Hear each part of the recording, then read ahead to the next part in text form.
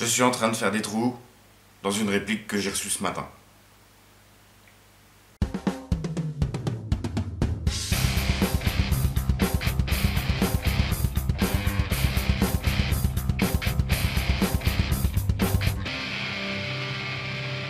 Salut tout le monde et bienvenue dans cette nouvelle vidéo. Aujourd'hui, véritable épisode 1 du projet Tactisten. Donc le projet Tactisten, pour rappel, c'est moderniser, de tacticaliser entièrement une Sten MK2 AGM, étape par étape, de voir un petit peu tout ce qu'on peut lui faire et de étape par étape et de se faire un petit custom vraiment sympa. Vous avez une petite playlist dans le i au coin de votre écran et je vous invite très fortement à suivre tous les épisodes qu'il y aura là-dessus. Aujourd'hui, je viens de finir de tourner l'unboxing et ben, j'attends mes pièces en fait. J'attends mes pièces, mais il y a moyen de bricoler quand même. Première chose que je vais faire, je me demande en fait comment la tenir. Techniquement, il y a plusieurs façons de voir les choses. La première, qu'on voit beaucoup dans les jeux vidéo, de tenir la réplique par le puits de chargeur. Même sur la vraie, c'est très déconseillé parce que ça peut causer une usure prématurée du puits de chargeur et de tout le bordel qui va avec, ce qui peut causer des problèmes de feed des munitions. C'est encore plus vrai sur la réplique Airsoft parce qu'on a, même si on a un alliage ferreux pour l'ensemble de la carcasse, le fait de tenir par là et de jouer en bougeant, on va créer du jeu, le jeu au final va s'amplifier, ça peut que amener des problèmes. Deuxième façon apparemment plus réglementaire de la tenir, c'est par le tenon ici. Clairement, moi j'aime pas. Je n'aime pas, la prise en main au niveau du poignet, il y a le puits de chargeur qui gêne, la main est loin, ça fatigue vite le bras avec le poids à l'avant de la réplique. Moi j'aime pas. Peut-être un petit peu moins conventionnel, moi j'aime beaucoup la prise en main ici. On a le bras faible un peu plus près du corps, on est plus low profile, on guide avec le bras ici de façon beaucoup plus précise, mais ça fatigue quand même beaucoup moins. Vu qu'on a le triangle qui est formé avec le bras contre nous, en fait ça fatigue beaucoup moins et c'est beaucoup plus stable. Problème, bah ça glisse un peu. Je trouve que si on veut vraiment garder la main dans une position toujours la même, avec l'angle on glisse un peu. Donc il faut un stopper en fait. J'ai farfouillé un peu, j'ai trouvé un truc qui me plaisait énormément sur AliExpress, mais j'ai déjà une pièce qui arrive de chez eux, j'ai des pièces qui arrivent de la communauté, j'ai des pièces qui arrivent des partenaires. Je me suis dit que ce serait quand même sympa de faire une pièce moi-même. Donc je m'installe et je vous montre ce que j'ai fait. Donc voici la pièce à laquelle je suis arrivé. Je vous montre un screen de la pièce que j'ai trouvée, en fait, l'exemple que j'ai trouvé sur AliExpress et qui m'a inspiré ça. Et j'ai fait mon propre design un petit peu plus simplifié et sans montage rail. Parce que de toute façon, cette pièce ne sera clairement pas destinée à être interchangée, à être amovible et à être bougée souvent. Donc je vais percer en fait directement dans la carcasse de la réplique ici, tarauder, et venir visser ma pièce, ma poignée directement dedans.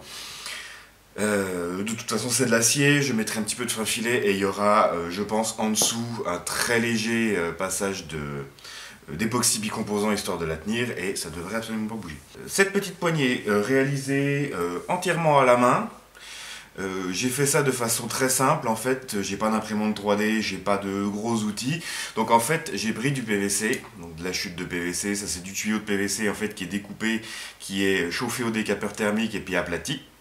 J'ai découpé des bandes de la même largeur que ça et je les ai superposées en réduisant la taille des bandes ici pour avoir moins de matière à enlever.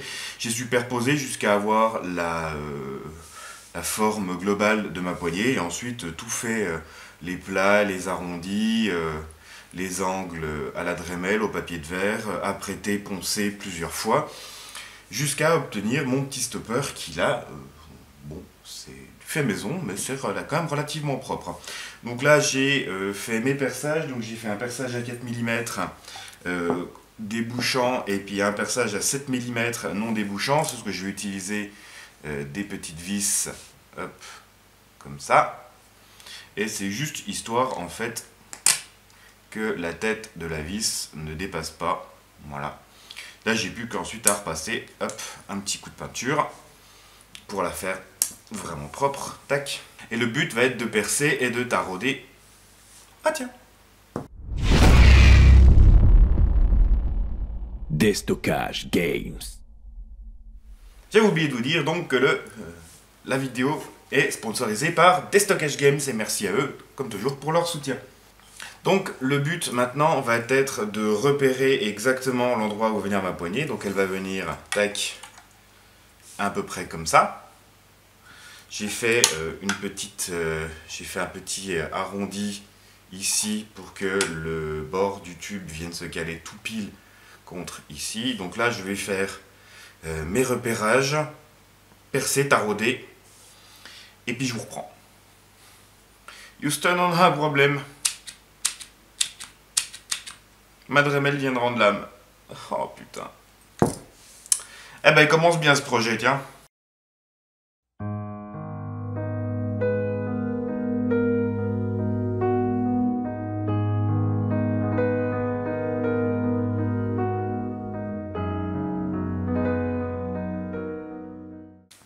Donc, j'ai percé la carcasse, j'ai pu, à cet endroit-là, comme la gearbox est un petit peu loin, j'ai pu percer, tarauder sans avoir besoin de démonter, j'avais largement la marge qu'il fallait. J'ai recoupé mes vis à la bonne taille, vraiment 1 mm de plus que ce qu'il faut, histoire d'avoir juste ce qui accroche dans le métal. J'ai installer provisoirement la poignée, juste histoire de pouvoir mettre un petit peu d'adhésif de masquage autour. Comme ça, je vais la tout enlever, je vais poncer très légèrement la peinture là où il y aura la poignée. Et je vais appliquer un petit peu d'époxy bicomposant, un petit peu de frein filet sur les pas de vis pour pouvoir vraiment refixer la poignée et que ça bouge plus. Donc je fais ça et je vous reprends. Donc, tout est fixé, tout est collé, le frein filet, la colle époxy, j'en ai vraiment mis très peu, c'est juste histoire de sécuriser le truc. Je pense clairement avoir trouvé pire que le 1911 WE niveau peinture, vous voyez les morceaux là, ils sont partis quand j'ai enlevé le scotch. Pourtant, c'est de l'adhésif de masquage de Action, hein, donc c'est pas violent, mais bon, ça a enlevé la peinture avec, c'est pas grave, ça vieillira un peu. La patine va se faire toute seule. Niveau confort, c'est ouf. La main vient se caler tout pile contre le stopper. C'est vraiment top. C'est une première étape, mais ça amène tellement de confort au niveau de la prise en main. C'est vraiment ouf.